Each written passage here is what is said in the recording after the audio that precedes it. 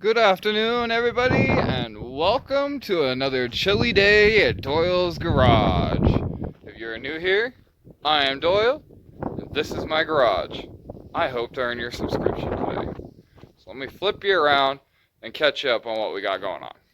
Alright, this is my client's 1979 Chevy Impala that they brought to me because their previous mechanic up and disappeared and left it halfway done, and when I say halfway done, I'm giving him a bunch of credit.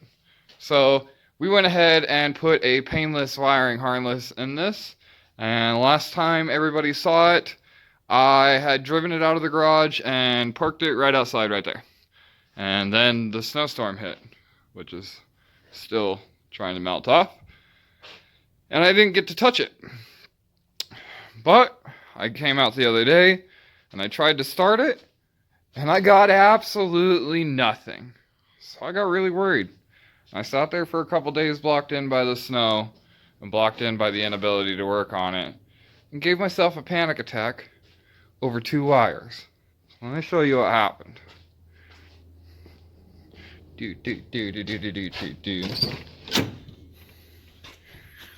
In here, this guy is your brake switch.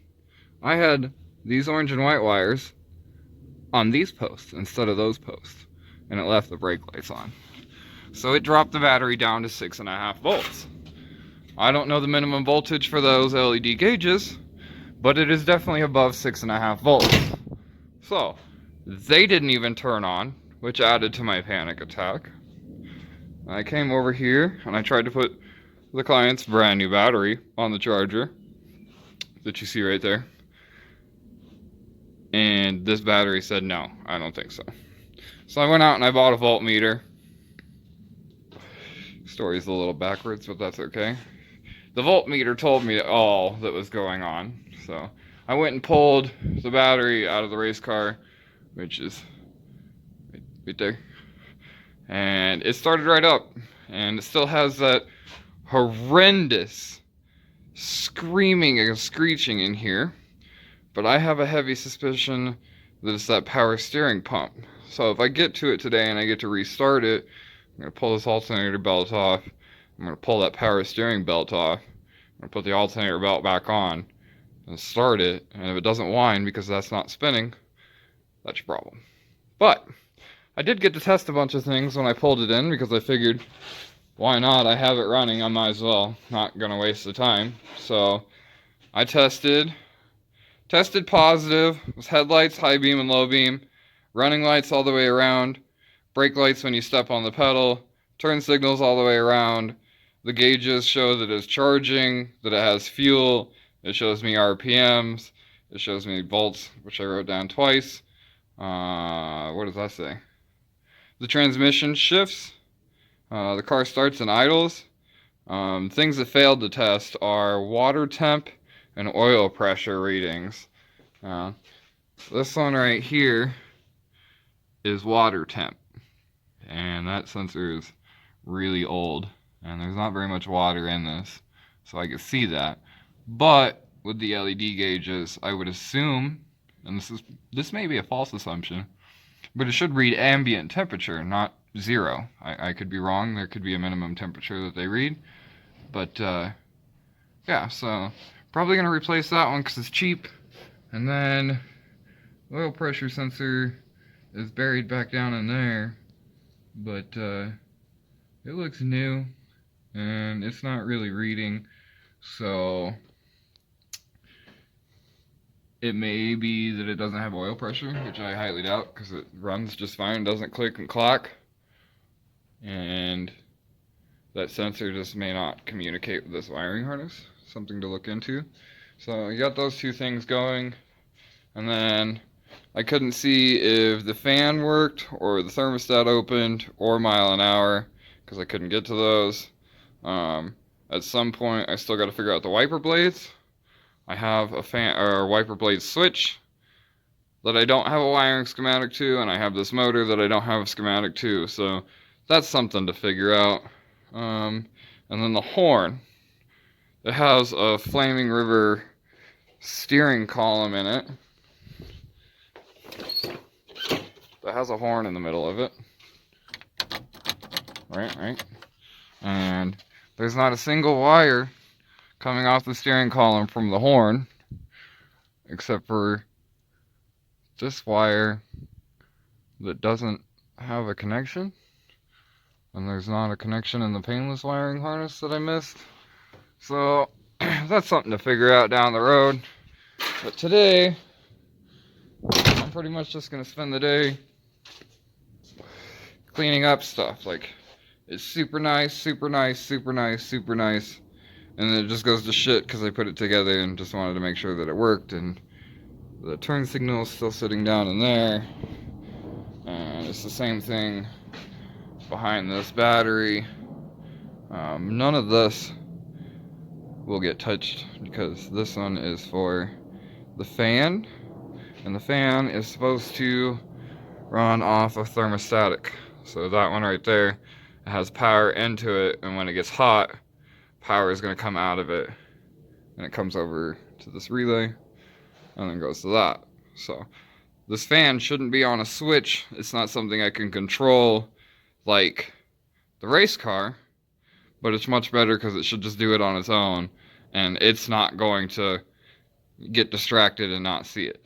And then this one is for this pair of horns right here. So that's what's going on there.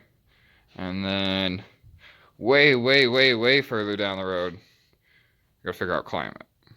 But today I'm cleaning up stuff and hopefully getting at least one seat back in it, the driver's seat. And then, yeah, we'll see where we get. We're gonna do some more cleaning up tomorrow too, and hopefully get it back to normal. And then we'll be headed the right direction. The client went ahead and ordered headers, which is great because these have that stupid exhaust warmer flap thing down there. I'll show you when these get pulled out. And then I had him go, it's got 3-inch collectors. We're going down to 2 1/4, and it's straight piped, dual exhaust. And then he ordered some single chamber mufflers that we'll put at the back, and then we'll turn them down so it shoots out of the car. And we'll make some hangers so it hangs nice. We'll be good to go. And at that point, you guys will get to see the wheels that are actually supposed to be on it, because these are just rollers. So I'm gonna set you guys up and we will get to work. Not a whole lot that you guys will get to really see like in depth, but you'll get to see me running around the car in time lapse, so that's always fun. All right, let's get to work.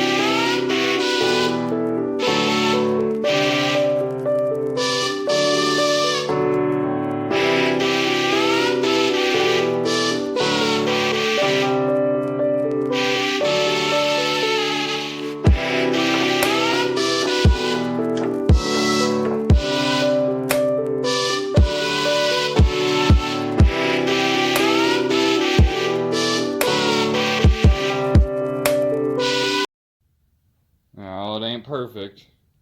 It ain't the prettiest thing I've ever done. but it works. And then over here, everything is all tied up and away from the battery. So you can set a battery in there without doing anything. Zip tied it just to get it out of the way. And we will figure this whole system of wires and shit out later. So now, I think we're gonna try and toss the driver's seat back in. So we'll see how that goes. Alright, y'all. I didn't really feel like filming because it was just gonna end up being a monotonous time lapse anyway. So I got the seat in so I can plop a seat. I got the dash set in here. And I got the gauges in. And I got most of the wiring cleaned up. And remade this plate to where it'll hold this wiper blade, and now it has the lights on it, which you can't pull because the dash isn't attached. The dimmer's down there, it still needs to be attached to the floor. Still need to figure out a home for the key, and that's wiring for climate control and radio and stuff like that. So got that done, and then I came out here to pull the power steering belt off, which I did, to see I could figure out what the noise was, and this is loose from me taking the belt off, and these bolts weren't right, so I put this all together, and it clingied. Sorry, I got people messaging me out to Yahoo, so my phone's going off. And then put the battery back in it, tighten that up. So I'm hoping now if we start it, it doesn't make a hellacious clacket, and it just does what it needs to do. So we shall see, I suppose.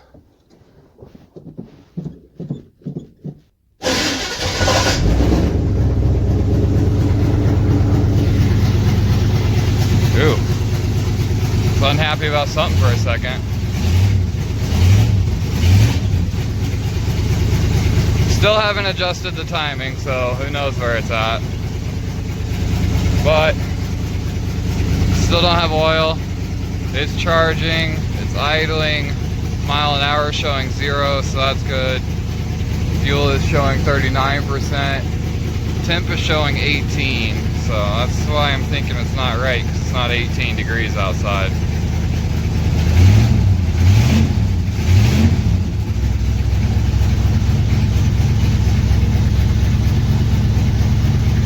So there's that.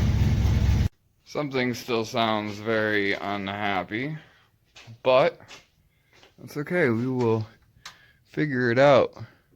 It kind of sounded like starter shim, but it also kind of sounded like the distributor isn't all the way down, so who knows. It's getting cold, and I will come back out here and play with it some more tomorrow. We will get this sensor ordered and a new sensor for back there, and then time it, which I'm just going to set it to TDC on this, and then move it to 0 on there, which is where the race car is, and they seem to do pretty good there, and happy. So yeah, that's the progress for today, and I will catch up with you guys tomorrow.